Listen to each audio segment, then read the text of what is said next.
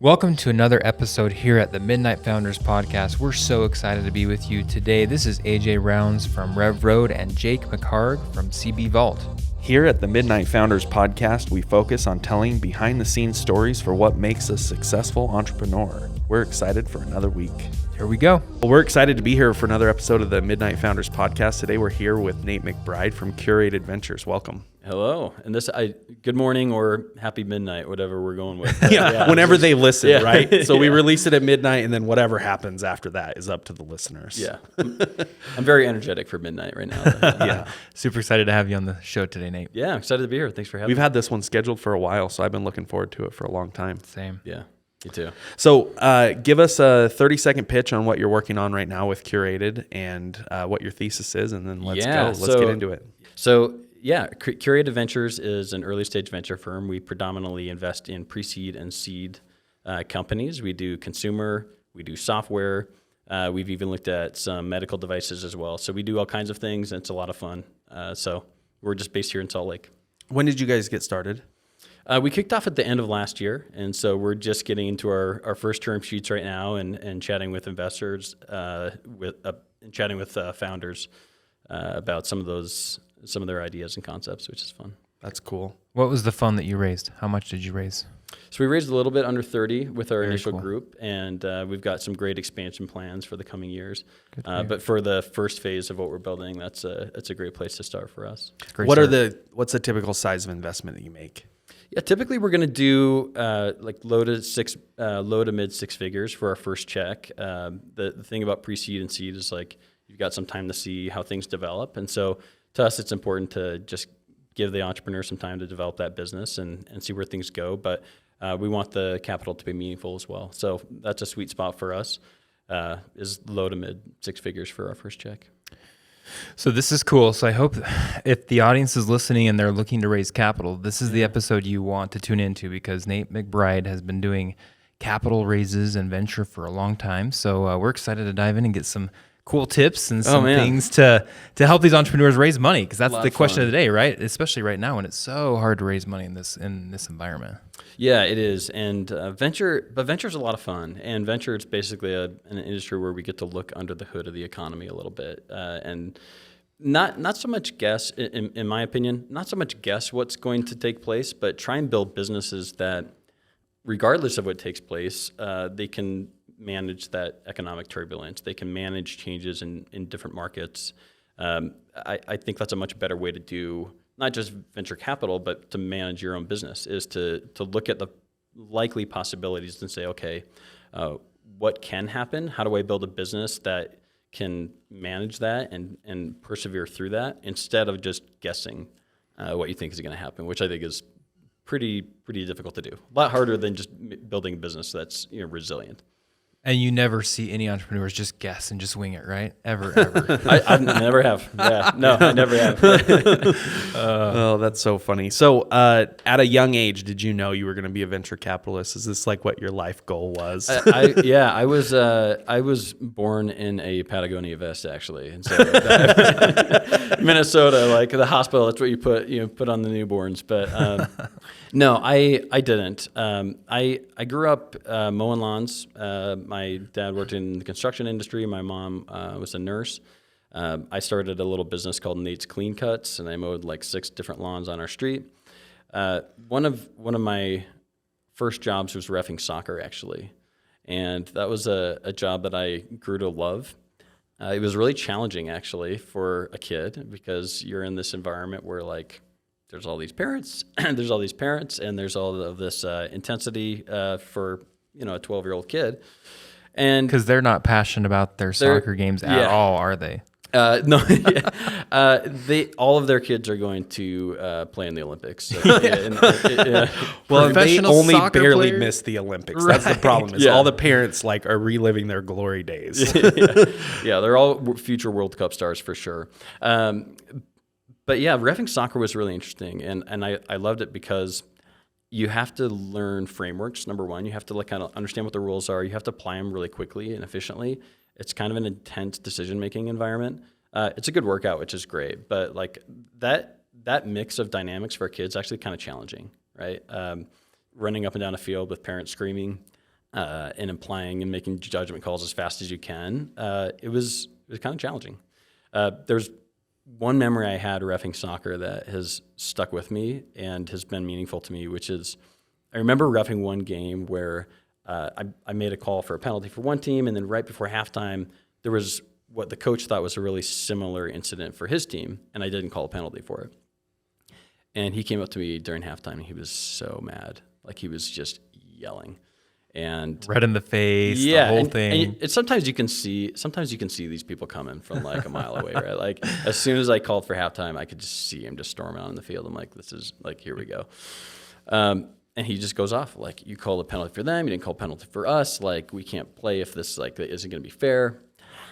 And I just listened to him for a while, and eventually he kind of got to a break, and I just said, you might be right. Like, you might have seen that differently than I did, and you might have had a better angle than I did. Like, I'm calling the best game I know how to call, but you might be right. And he just kind of stood there for a second and said, I've been coaching for 30 years. I've never had anybody tell me that before. And after the game, he came up to me and said, that was the best refereed game I've ever been a part of. Wow. And I was like, you should have met the guy that was yelling at me at halftime, because like I really turned things around. But I've thought about that lesson over the years that candidly, I don't think the reffing changed at all. Like, I don't think my officiating changed in the second half. But what did change is he felt like he was understood, and he felt like his perspective was valid. And all I had to do was just listen and say, yeah, you might be right. And I'll try and keep an eye out for that in the second half. And I think that's a cool lesson, I think, in a lot of ways, but it stuck with me for sure. It's very cool, Nate. And I know that you're a huge champion of celebrating the wins, especially in entrepreneurship. So tell us about maybe that kind of parlays into how you do that for teams, that lesson. So tell us more about that. Yeah, I think that is really important as a founder, is to learn how to celebrate the wins that come along the way, because we're all building businesses that we plan on being big and being successful, and that's the hope. That's why we do what we do. But at the same time, it can take a while. And, along the way, if we're not careful, we can just kind of suspend our success for years down the road. So examples would be like, when we hire someone, that's great.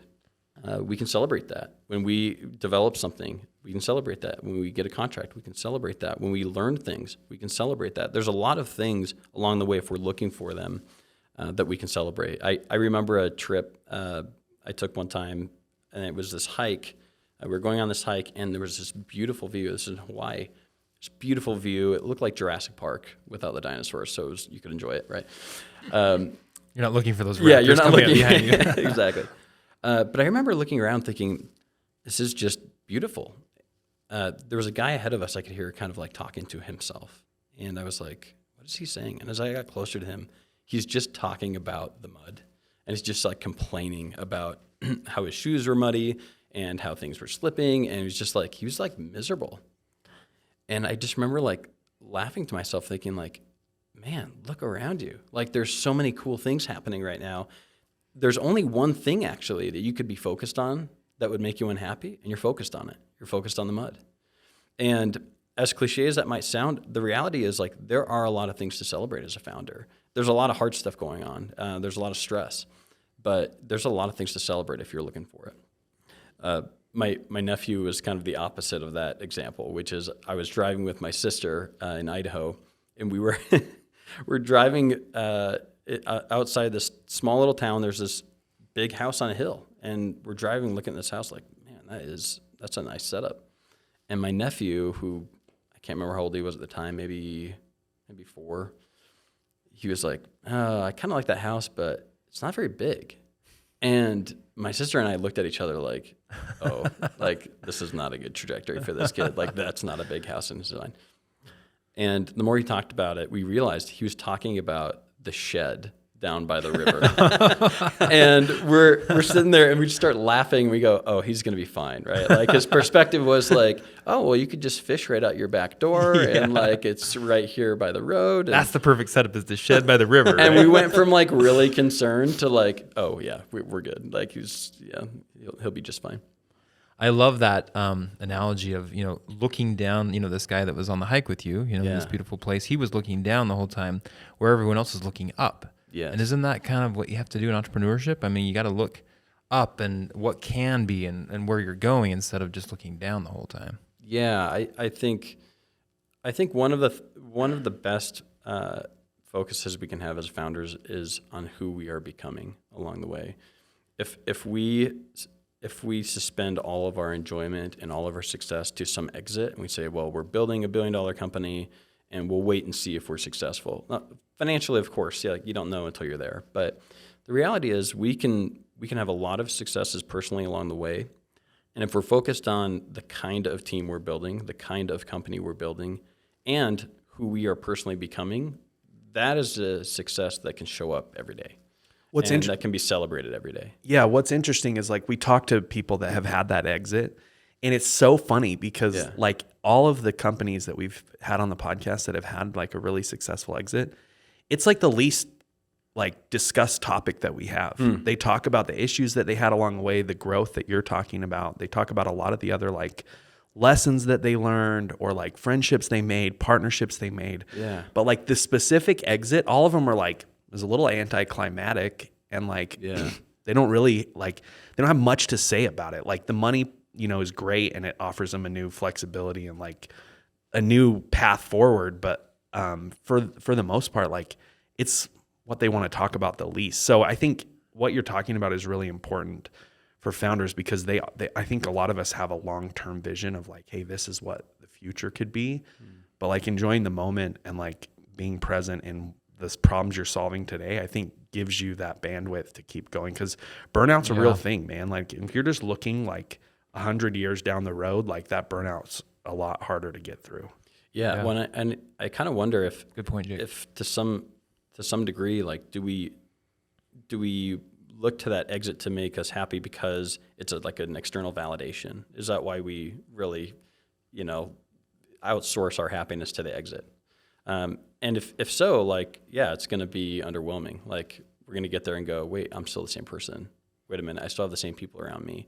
And so if we learn to enjoy that along the way, like we can celebrate those wins dozens or hundreds of times along the way instead of, well, let's wait and see if we were successful in the one area that we're measuring. It's so cliche, but it really goes back to the point of enjoy the journey and not the destination per se, right? And I would say specifically, like, focus on who you're becoming. Yeah. Enjoy who you're becoming and celebrate that. Celebrate who you're becoming as a team. Celebrate who you're becoming as a company. And I think if you are rightfully making progress in those areas, then you have a right to celebrate that. You should celebrate that. So I think that's a lot of what life is about, and it's reflected, I think, in entrepreneurship too. I want to touch on something that you mentioned earlier that we just kind of blew past.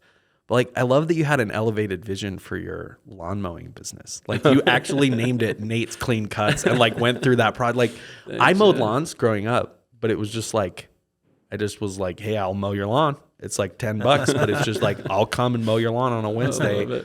There was never like this, I'm actually making a business out of this. Yeah. So I think there's something to that too. Like, and by the way, I still remember like playing in Microsoft Word to get the alignment right on the logo. You had a logo? Yeah. Oh my gosh. I mean, it was like, I'm pretty sure it was like some kind of clip art trademark violation, but like I had a logo. Hopefully you were clean cut at that time. No long hair or anything, right? Yeah. You're still clean like, cut. wait, what? What?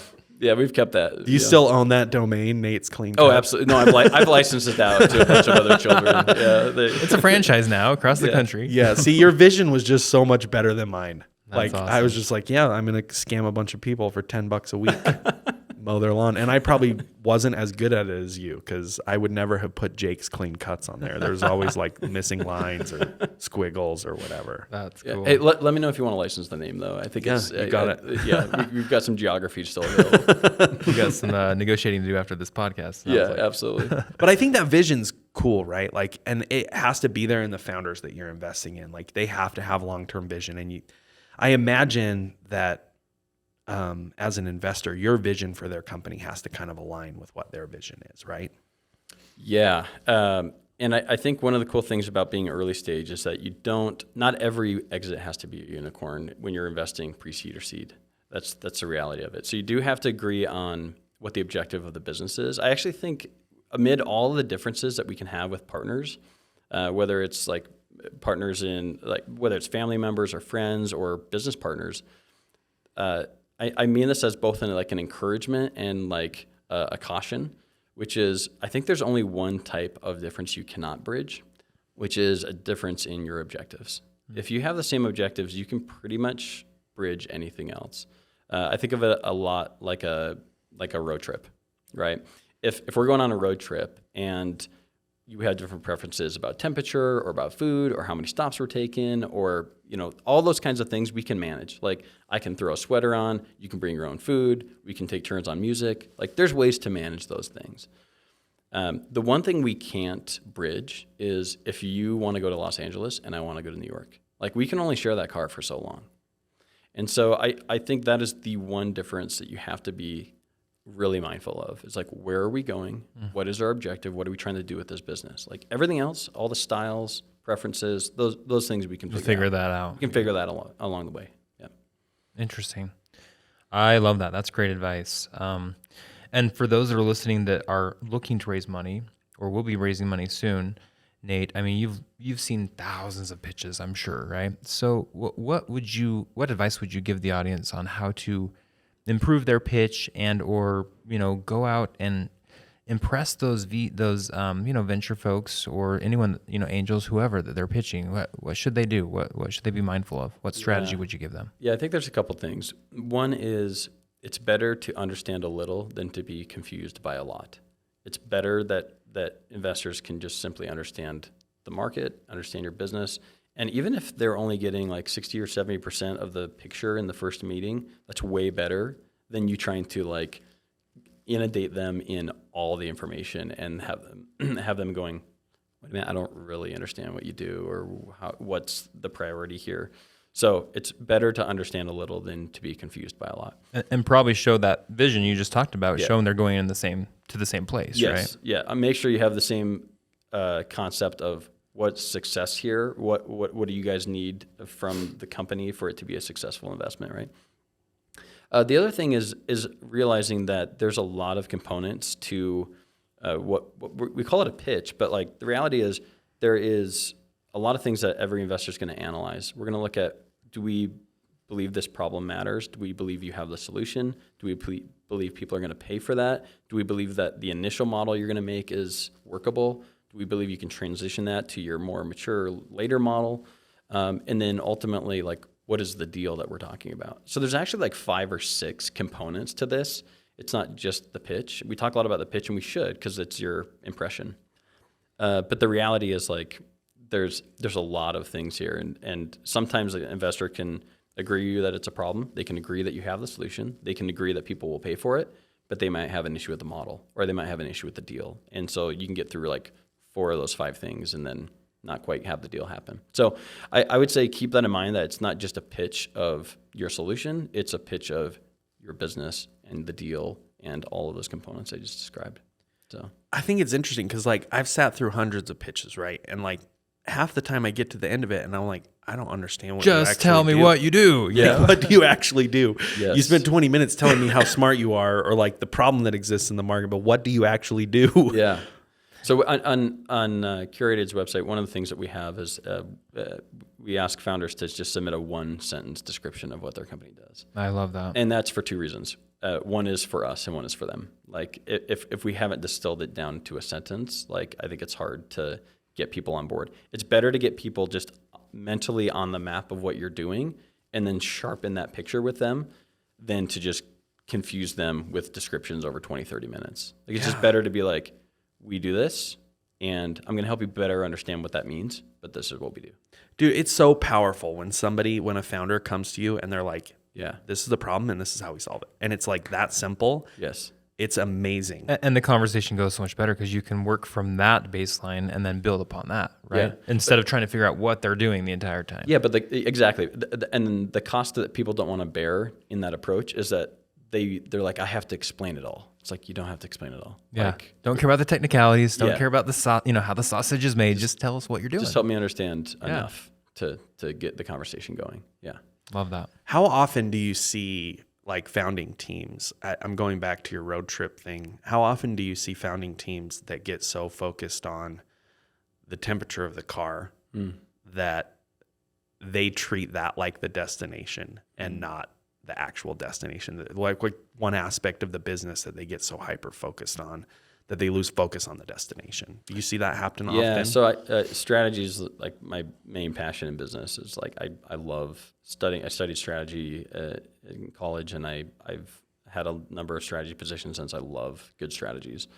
But the reality is, like, you don't really need to focus a lot on what your competitors are doing. You don't need to worry a lot about what your competitors are doing. If you are focused on building a great business, now you can learn from competitors, you can learn from failures, and you can study like what they did wrong. That's fine.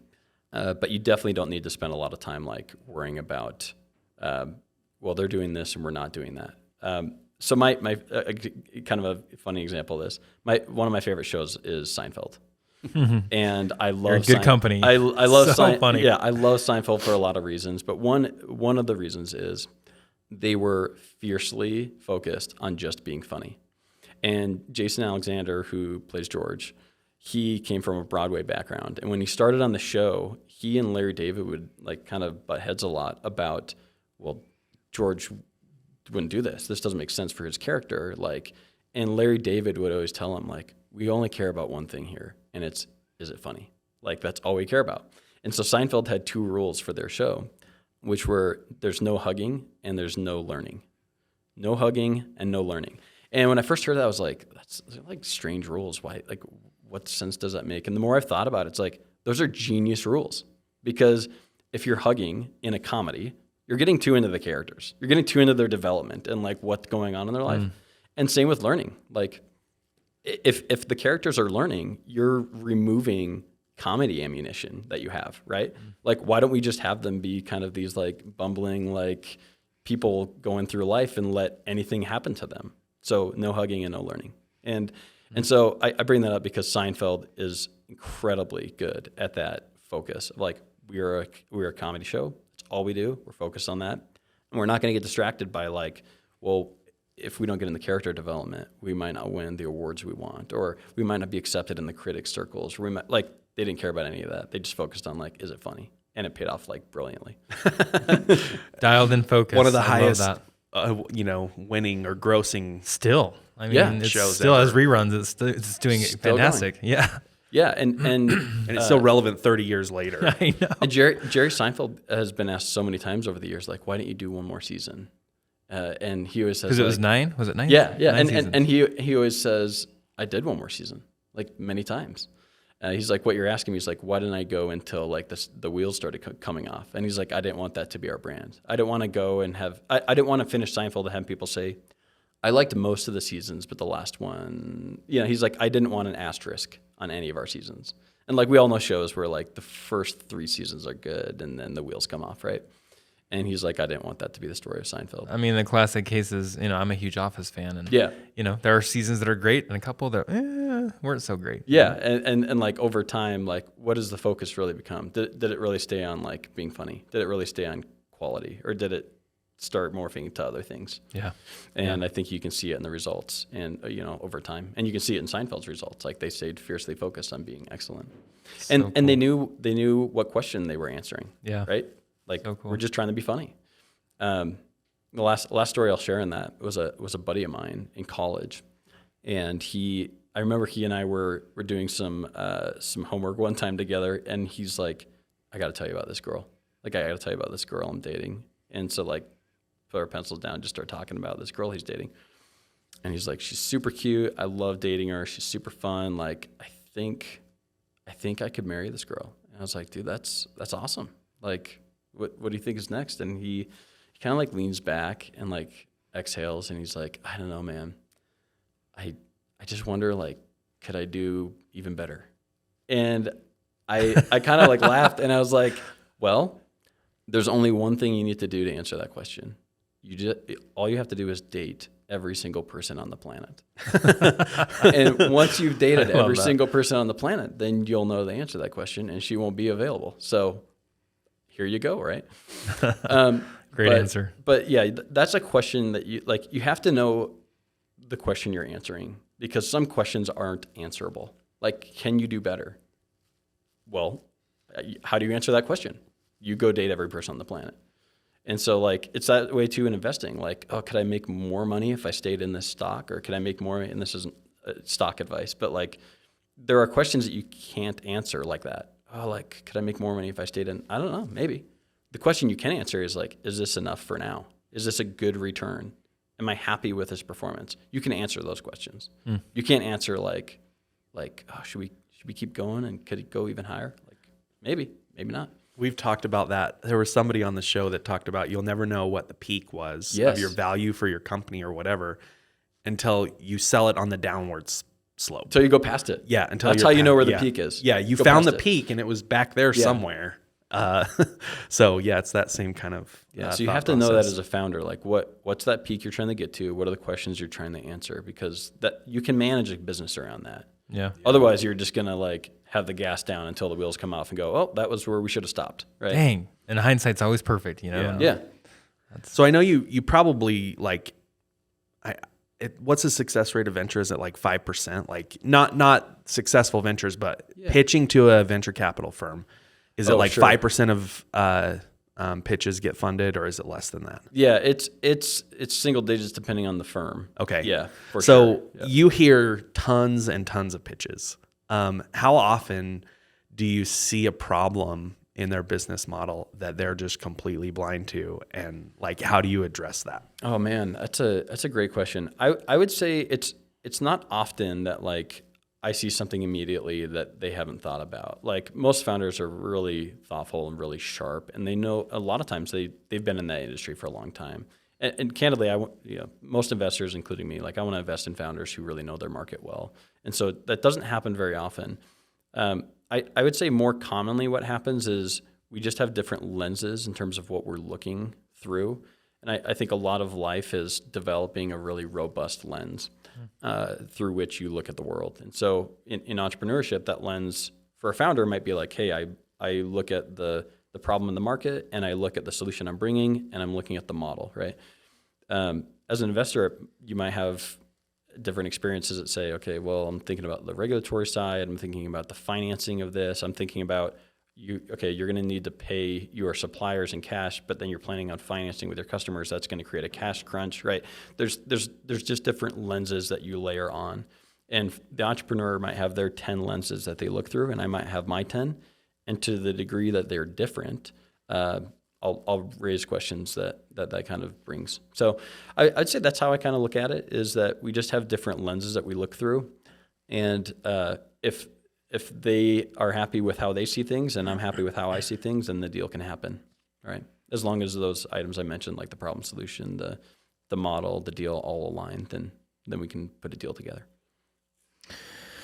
So cool, Nate. Great advice. And, we talked a little bit before the show, and like, any entrepreneur, you're fueled or turned off by certain quotes. I know you're a quotes guy, right? Oh, yeah. You love idioms out there, and we all do, sure. right? Yeah. And there's one here by Henry Ford that we were talking a little bit about how, if you asked the audience at the time when Henry Ford was building all the Model Ts, they would have said, oh, we just want a faster horse, right? Yeah. But you have some thoughts about some of those things. Yeah. So, there's the old kind of critique, like, hey, if Henry Ford had asked people what they wanted, they would have said, a faster horse. And people kind of use that sometimes to justify, like, well, we just run the whole process as the founder, right? Like, we know what the market wants, and we're just going to do it from beginning to end. The reality is, like, we need to learn about problems, and we need to get feedback from the market. And then we as founders are responsible to build the solution. And so we need to have, like, a clear separation in our mind of, like, whose job is whose. And it's the market's job to give us feedback and tell us about problems. But it's our job to integrate that and then do something with it. And going back to Seinfeld, by the way, another story about that that relates to this point. There was an episode, you might remember the marine biologist episode, where George convinces he's dating this girl, Trying to and remember he that one. basically tells her he's a marine biologist because he's trying to impress her. Right? And then like he gets put on this beach and there's this whale that's in distress, and now it's his moment to be a marine biologist. That episode is brilliant, but one of the reasons it's brilliant is because the ending of that is epically written, and it was written the day it was shot. And so they were looking at the ending, and it was basically George wading out into the sea, and they were like the ending's okay, but like Seinfeld never used canned laughter. Like they recorded in front of a live audience because they wanted to know, like, is it funny? And if we're not getting laughs, like, then we got to change something. And so like the day they were shooting, they rewrote the ending, and they went to Jason Alexander, George, and they said, how long will it take you to memorize a page of script? And he said, 10 minutes. So they wrote this out, and they gave it to George. He memorizes it, and they shot it one time, and he nailed it. And it's him talking about, the sea was angry that day, my friends, if you remember that scene. And he talks about, him going out and saving this whale by pulling the golf ball out of the blowhole that Kramer had shot, golfing. So I love that story because like it's just such another example. It's another example of them just like fiercely dedicated to like, we're going to be funny. And if the ending isn't funny, we're going to stop. We're going to rewrite this, and we're going to try it again. And it ended up being arguably like their most notable ending to an episode. It's so good. It was the longest laugh they ever had in Seinfeld. It was like a full minute of the audience just laughing. I need to go back and watch that one now. Yeah. Huh. Yeah, That's it's a great, funny. it's a great episode. So, you've moved from a couple different strategy. We've been friends for a while, so I kind of know the background. But you've moved from a couple of different strategy positions, and I was really excited to hear that you were starting Curated. How has that transition been, and what are the biggest challenges of kind of running a venture capital firm? Yeah, one of my favorite stories, or I should say metaphors, is about a boy crossing the border, and it's not a political story, so you don't have to worry about that. Saddle up. Yeah, I know. Yeah, Everyone's like, thank "Here we go." goodness. No, Wow. it's not, but it is funny, which is that there's this metaphor about this boy. He's crossing the border every day, and he has a bag of rice, and every day he goes across the border with his bag of rice, and the border patrol looks in his bag of rice, and they don't see anything, and he rides his bike across the border and does this every day. Rides his bike up. Here's my bag of rice. They look in, nothing. And after 5 years, the border patrol agent's like, "Hey, I'm retiring, and I just need you to tell me like what's the deal with the bag of rice? What's the Like, rice I know word? there's something going on here. Like what is it? Like what are you smuggling?" And the boy like looks at him and smiles and says, "Bicycles." And like he's biking across the border every day with this bag of rice. But I would say the reality for all of us as founders and as investors is like we're trying to keep our eyes open for like what we're missing. We're trying to keep our eyes open for like there's all these things happening around us with customers and with our own portfolio companies if we're investors. And there's the obvious problems that get dealt with, but there's also some hidden problems that we're trying to make sure we don't miss.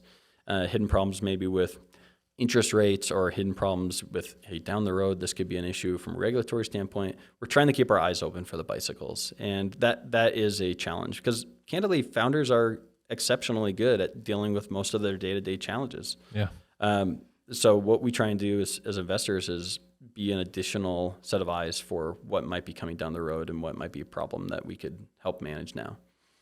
But yeah, good strategy is part of that, and that's what I love. And like having a good strategy is really important. And strategy means flexibility, and it means investment towards a specific purpose.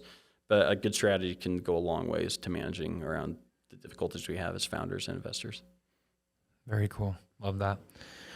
Nate, you've kind of talked about this before a little bit, but when someone's in front of you pitching, and to them, this is going to solve all the world's problems, right? Sure. But to you, on the other side of that pitch, what's most impressive to you immediately? And you're like, that's what gets you excited about this pitch, and probably more interested in investing. What is that one thing that just kind of changes it for you?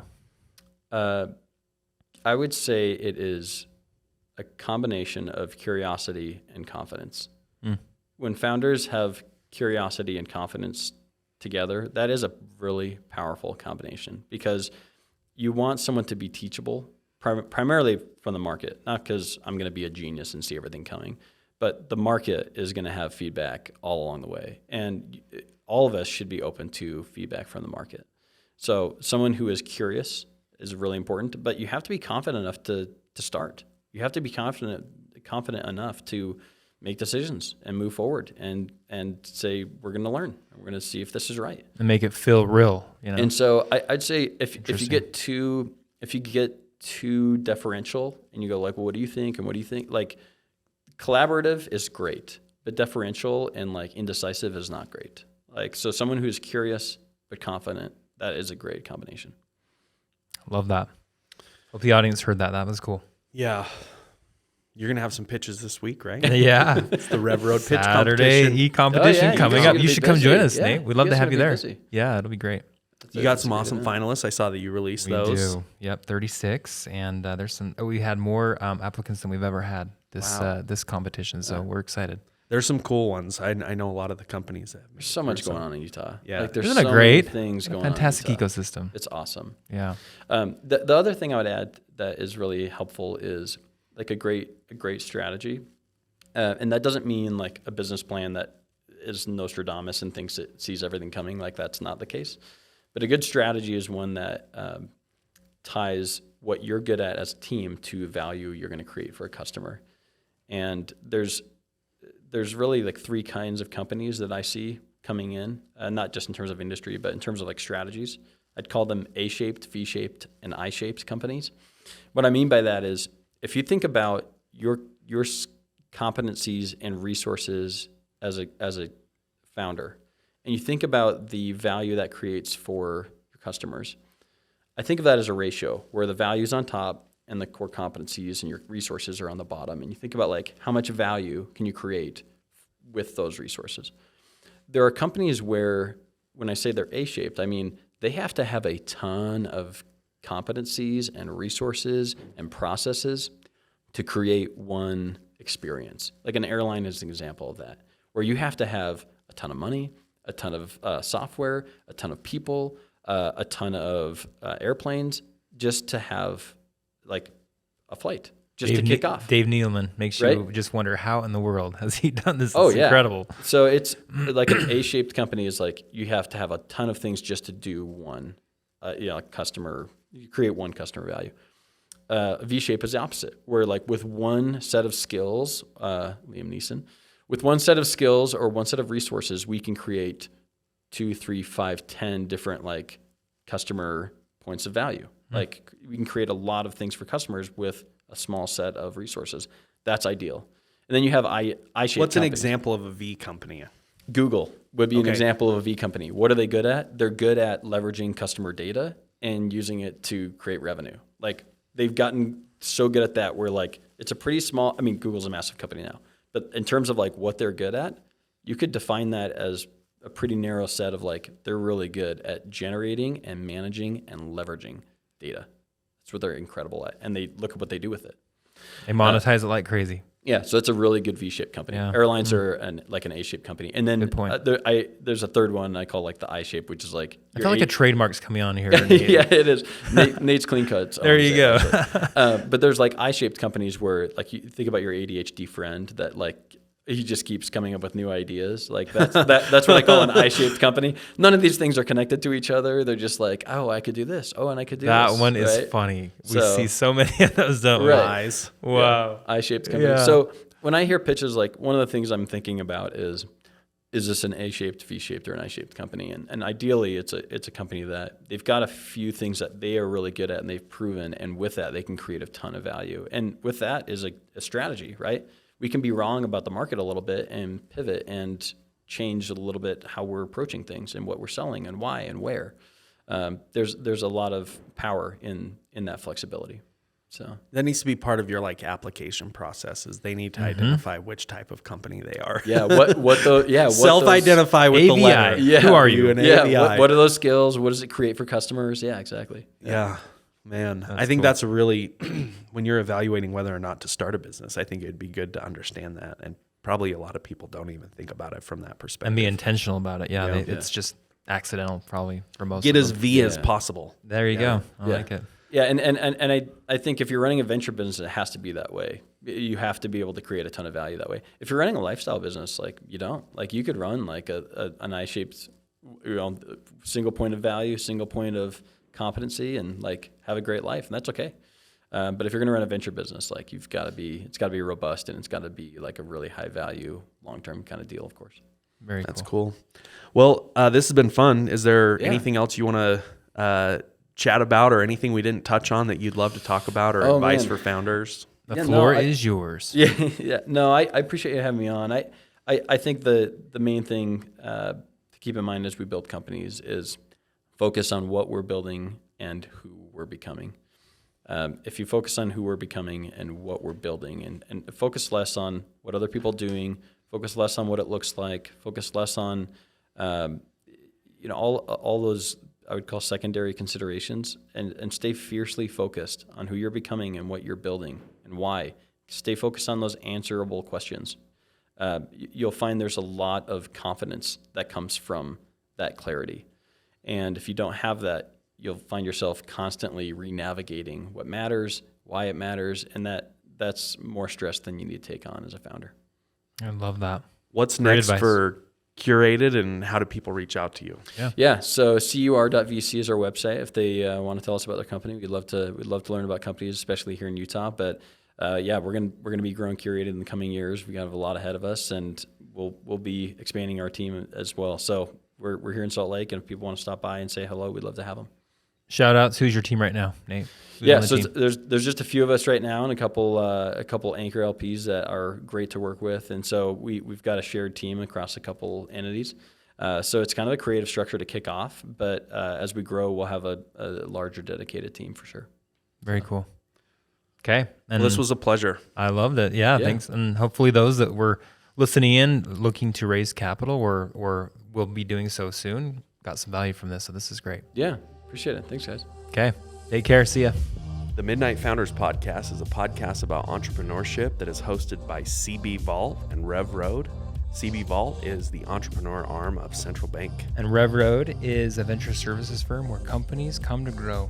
Thanks for listening to us. You can find us on Apple Podcasts and Spotify, wherever you listen to your podcasts. This is AJ and Jake signing out.